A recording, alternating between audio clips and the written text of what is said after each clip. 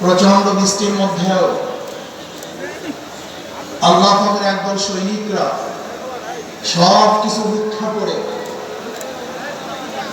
ইসলামের জন্য, দেশের জন্য, মানবতার জন্য এখানে আসার তৌফিক দান করতেন। শুকরিয়া দান সবাই বলে আলহামদুলিল্লাহ।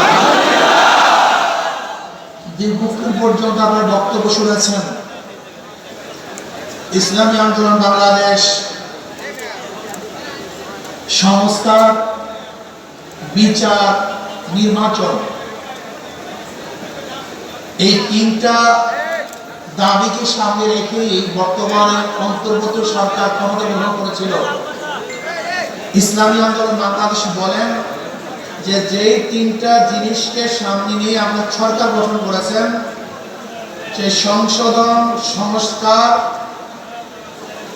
এবং বিচার, দৃশ্যমান বিচার করার পর নির্বাচন দিবেন।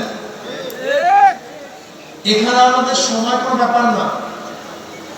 যদি কালকেও নির্বাচন দেন কোনো আমাদের আপত্তি নেই, কিন্তু সংস্কারের ভিত্তিতে নির্বাচন দিতে হবে। যদি সংস্কার না করে নির্বাচন দেন, অসুবিধা কোথায়? এই নির্বাচন গ্রহণযোগ্য নির্বাচন হবে না, নির্বাচন কেউ মানবে না। ইদানিং আপনারা দেখেছেন যে একটা নির্বাচন হয়ে গেছে, যারা নির্বাচনের পাগল ছিল, নির্বাচন দেন, নির্বাচন দেন, নির্বাচন দেন, তারা এখন বলে আমরা অংশগ্রহণ করবো না। যারা বক্তব্য দিয়েছেন, যারা নির্বাচন অংশগ্রহণ করবে না, তারা রাজনীতি থেকে ছিটকে পড়বে। যাদের 2 দিন আগে বক্তব্য ছিল, আজকে তারাই ঘোষণা দিচ্ছে আমরা নির্বাচন করবো না। এত ভোট, এত বড় সংগঠন, আমি বললাম বিএনপি তো ভোট নেই, আপনার বিএনপি ভোট দেখলেন কোথায়? কোনো যদি এত ভোট এখন না, আসলে ভোট এক সময় ছিল মুসলিম লীগের। তখন বিএনপি ভোট ছিল, ভোট ছিল কাদের? মুসলিম লীগের। মুসলিম লীগের পরে ভোট আসে কাদের?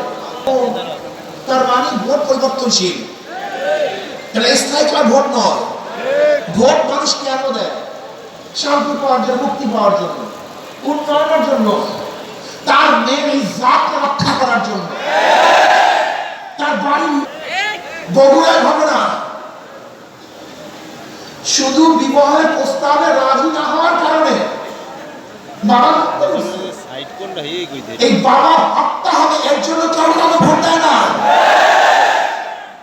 তজুমুদ্দিন এই ভোলা জীবনকে বিসর্জন করার জন্য কেউ কাউকে ভোট দেয় না। আপনারা দেখেছেন বিএনপি অফিস করছে, 1 বছর পরে ভাড়া চালার জন্য গেছে, শুধু ভাড়া চালার জন্য গেছে, এর জন্য মালিককে হত্যা করছে, এর জন্য মানুষকে ভোট দেয় না। হসপিটালে সিরিয়ার একটু আগে না পাওয়ার কারণে বিএনপির লোকজন ডাক্তারকে ঠেকিয়ে দিয়েছে, এর জন্য কেউ কাউকে ভোট দেয় না। সোহাগ পরিবহনের সামনে, সোহাগ পরিবহনের সামনে, অফিসের সামনে সিগারেট পান করতেছিল, শুধু সেই লোকজন বলেছে একটু সরে তারপর পান করেন। আর আপনারা জানেন ওপেনে সিগারেট পান করা আমরা বাংলাদেশের আইনে ফেলা, এটা আইনে নাই। ওপেনে কোন জায়গায় কেউ সিগারেট পান করতে পারবে না, এটা বাংলাদেশের সংবিধান, বাংলাদেশের আইন। শুধু এতটুকু অনুরোধ করছে একটু পাশে সরে তারপর সিগারেট পান করেন।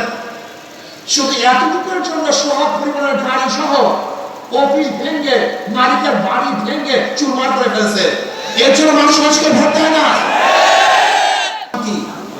মানুষের মুক্তি, আমার মেয়ে হাঁটবে, নিরাপদে হাঁটবে, আমার ছেলেটা বের হবে, নিরাপদে ঘরে বেরবে, এই দোকানদারা ব্যবসা করবে, নিরাপদে ব্যবসা করবে, চাকরিজীবীরা চাকরি করবে, নিরাপদে চাকরি করবে। বরিশাল শহরে কেউ বিল্ডিং করে নিজের জমিতে, সেখানে চাঁদা দিতে হবে কেন? কেন চাঁদা দিব? কাকে চাঁদা দিব? আমি আমার জমিতে ঘর করব, কেন চাঁদা দিব? আমি সরকারি লাইসেন্স নিয়ে গাড়ি চালাবো, ওই গুন্ডাদেরকে কেন আমি চাঁদা বের করবো? কারণটা কি?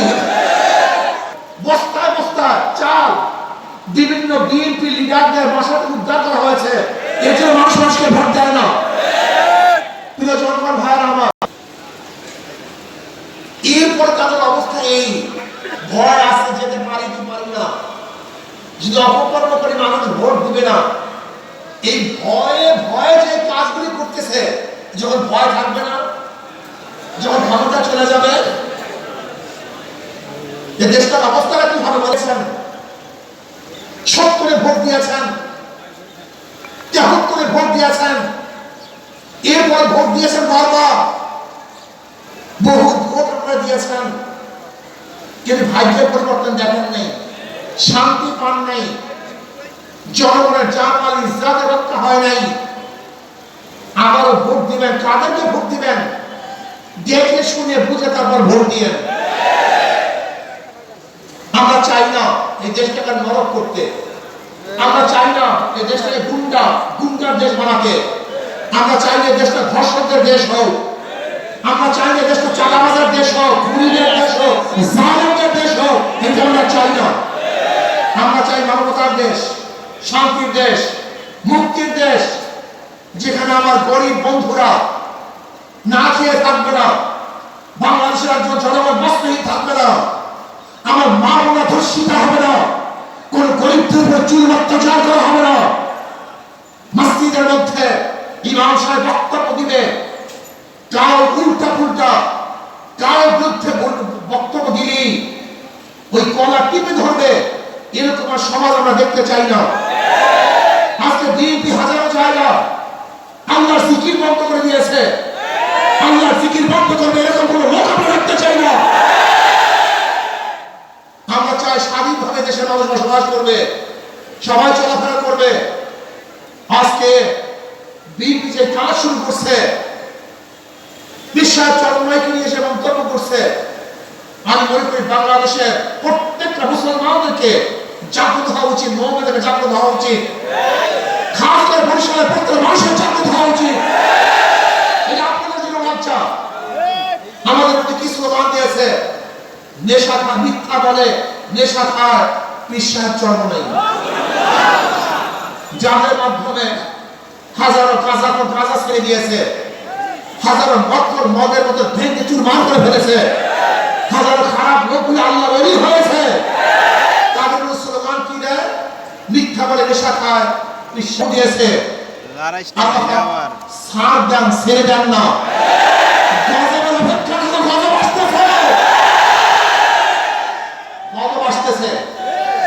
এই বরিশাল অবশ্য বলেছিলাম, ওই সাহাবাদের প্রথম না দেখিয়েছেন আল্লাহ পাক, আমাকে মৃত্যু না দেন। আজকে বলবো যে আমাদের বিরুদ্ধে আঙ্গুল তুলেছ, বক্তব্য দিয়েছ, আল্লাহ পাক রব্বুল আলামিন অবশ্যই ওদেরকেও শাস্তি দিবেন কোনো ফরমান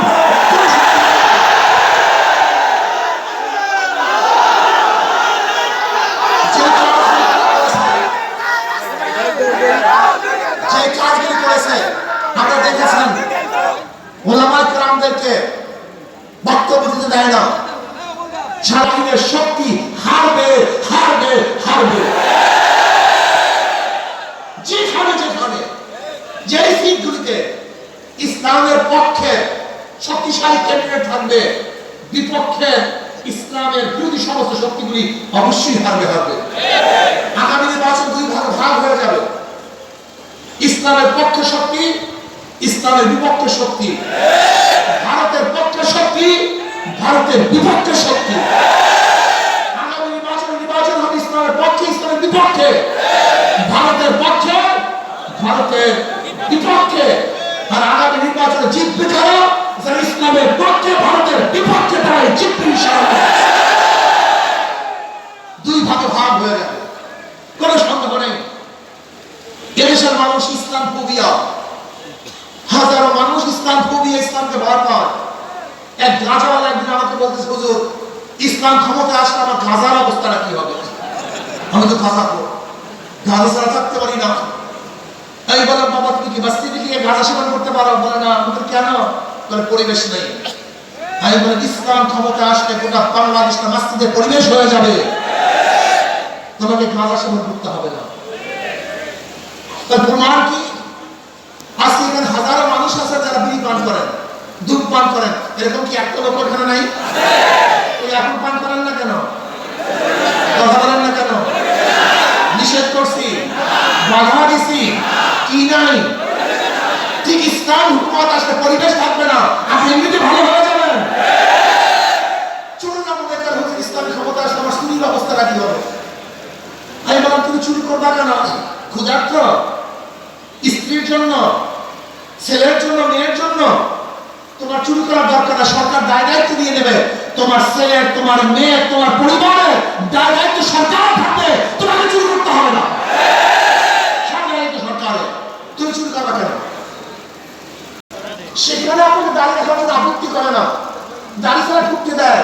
আর এই গোটা বাংলাদেশ থেকে দাড়ি ছাড়া আপনাকে বিদায় দিয়ে দিবে। এসব ঢুকাইছে আপনি ইসলামের মধ্যে 12